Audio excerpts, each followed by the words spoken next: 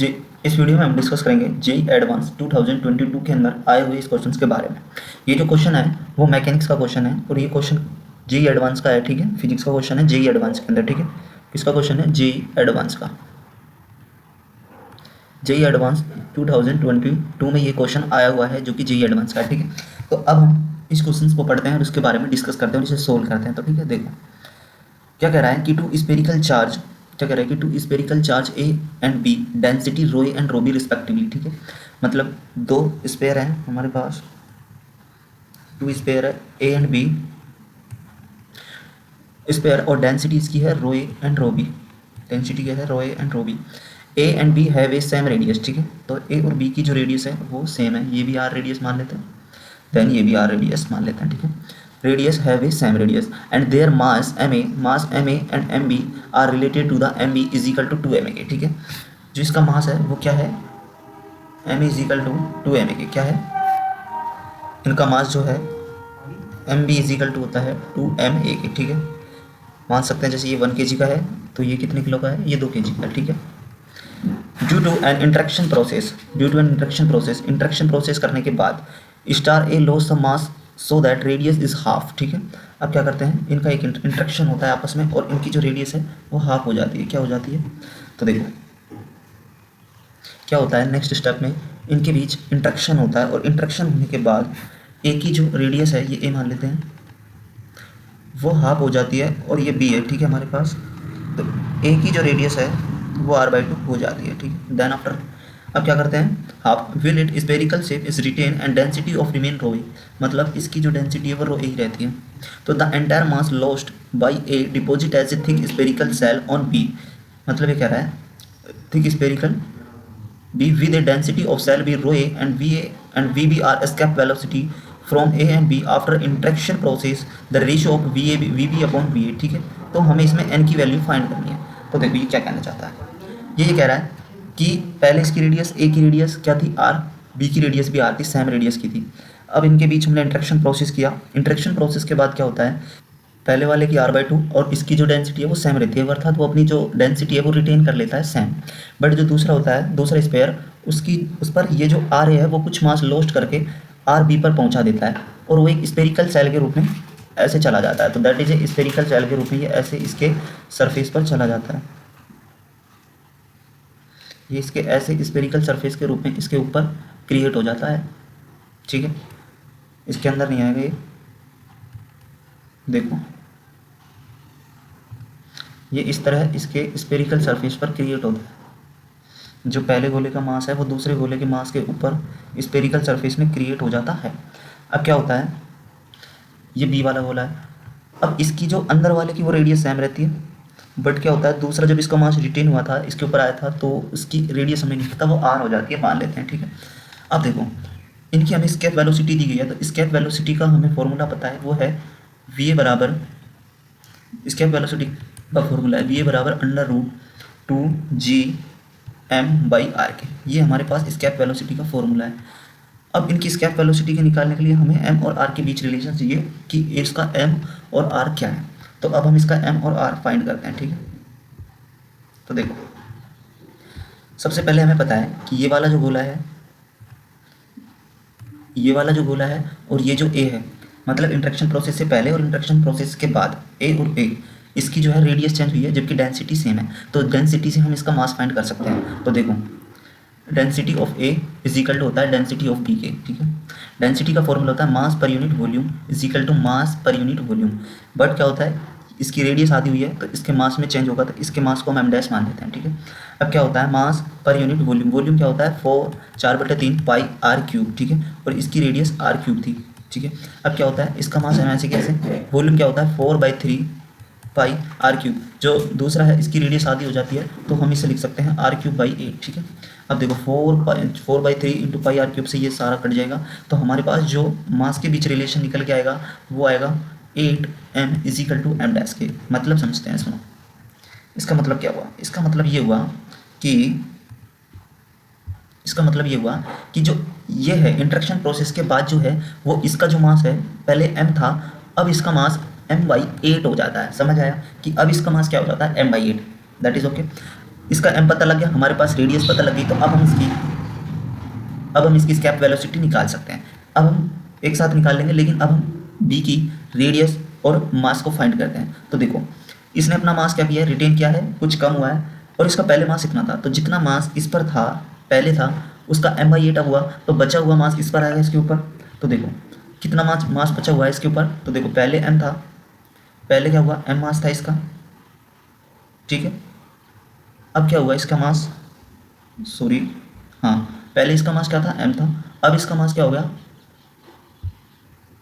देखो यहाँ पर m/8 था, ये m/8 इसमें चला गया, m/8 इसका मास था, तो बचा कितना मास इसके अंदर, बचा इसके अंदर है, पहले m था तो घटा देते हैं, तो 7/8 मास बच गया, ठीक है। मतलब अब हमारे पास 7/8 मास बच चुका है जो कि इसके अंदर आएगा, समझ आ रहा है।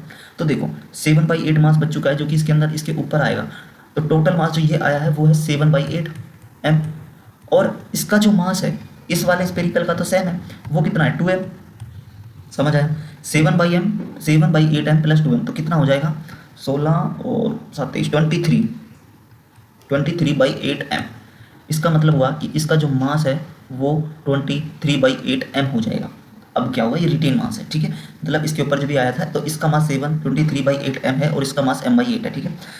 अब इसकी रेडियस के बीच बात करते हैं। तो देखो अब क्या होता है, दोनों गोले हमारे पास दिए गए हैं, अब क्या होता है, अब हम निकालते हैं इनकी चेंज इन वॉल्यूम से। अब हम इनके बीच रेडियस के लिए रिलेशन लेते हैं, तो हम रेडियस के बीच रिलेशन इनकी वॉल्यूम से फाइंड कर सकते हैं। किससे फाइंड कर सकते हैं, वॉल्यूम से।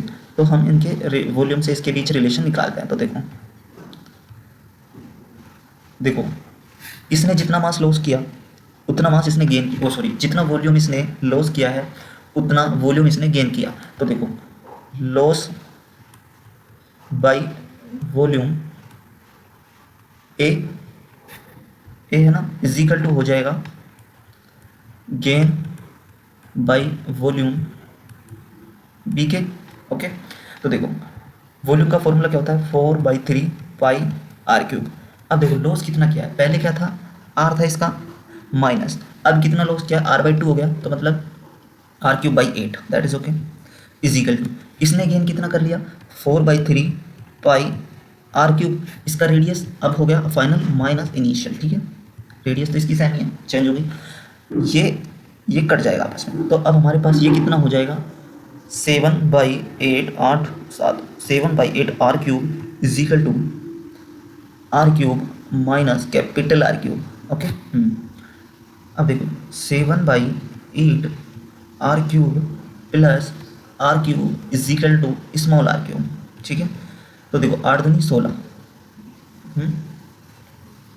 ये कितना हो जाएगा, 8 दूनी 16 और 23/8, ठीक है। करते हैं, देखो क्या आता है, 8 दूनी 16, 8 एकम 8, 8 और 7 कितने होते हैं 15, 15/8 that is okay, into r³ is equal to small r³, समझ गए। अब देखते हैं 15 की power 1/3 capital R by r³ 18 में, ठीक है, बाई 2 इज इक्वल टू हो जाएगा r के। ये फॉर्मूला हमारे पास आ गया। अब देखो इंडक्शन प्रोसेस के बाद रेडियस भी निकाल ली हमने और मास भी फाइंड कर लिया। अब हम इन वैल्यू को स्केप वेलोसिटी के अंदर फाइंड करते हैं। तो देखो रख देते हैं और जिससे हमारी वैल्यू आ जाएगी। तो देखो VA इज इक्वल टू हो जाएगा √2Gm। m कितना है, मास क्या हो गया इसका m/8, ठीक है, मास m/8 है ना, हाँ m/8 is equal to radius कितनी हो गई r/2, ठीक है, r/2। तो ये और ये आपस में कट जाएगा, तो जो निकल के आएगा वो हमारे पास बनेगा Gm/4 दूनी 8 2r के, समझ आया। इक्वेशन नंबर इसे मैं फर्स्ट रखता हूँ अभी, ठीक है। अब बात करते हैं VB के बारे में। VB का फॉर्मूला क्या है, √2Gm।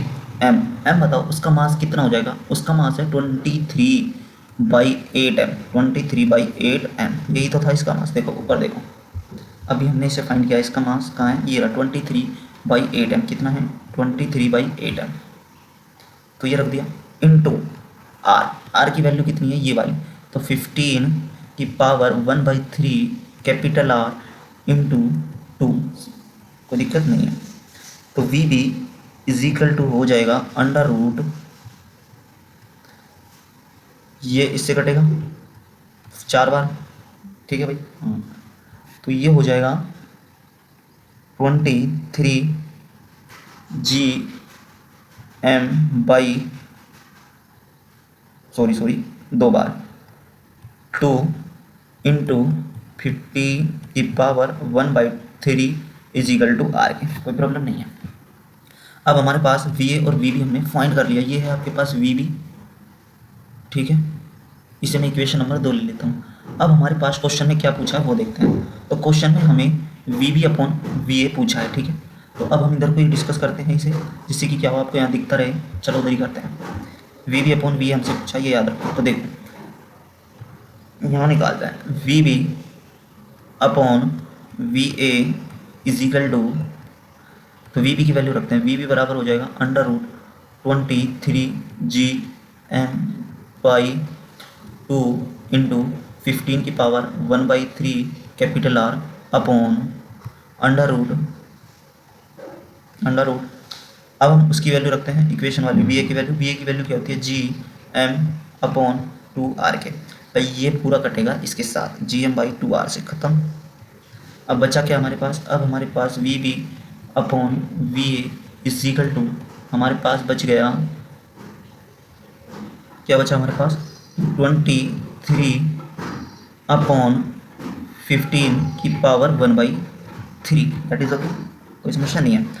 तो अब हमें देखते हैं कि उस ऑप्शन के अंदर क्या है, क्या पूछना चाहता है वो। देखो सहन है, तो देखो ये एन की वैल्यू फाइंड करवा रहा है, तो समझते हैं। देखो यहाँ तक हम पहुँच चुके। अब मैं इसे क्या लिख सकता हूँ, अंडर रूट, इसे मैं लिख सकता हूँ अंडर रूट 2.3 इंटू 10 अपॉन 15 की पावर 1/3, कोई दिक्कत नहीं है। तो हमारे पास जो फॉर्मूले देखे, तो हमारे पास ये जो वैल्यू है वो n है ना, हमारे पास इसी तरह से दिया गया है क्वेश्चन के अंदर कि 10n/15 की पावर 1/3, इस तरह से क्वेश्चन है। तो अब हमारे पास जो n की वैल्यू आएगी वो आ जाएगी 2.3, कितनी आ जाएगी, 2.3। तो इसका जो n की वैल्यू का जो आंसर आएगा वो 2.3 आएगा। तो हम इसे यहाँ लिख देते हैं 2.3। तो आई होप आपको वीडियो अच्छी लगी तो प्लीज़ वीडियो को लाइक करें और अपने दोस्तों को शेयर करें। ऐसे ही प्रॉब्लम को सोल्व करने के लिए अपने चैनल पर बने रहें, ठीक है। Thanks for watching the video.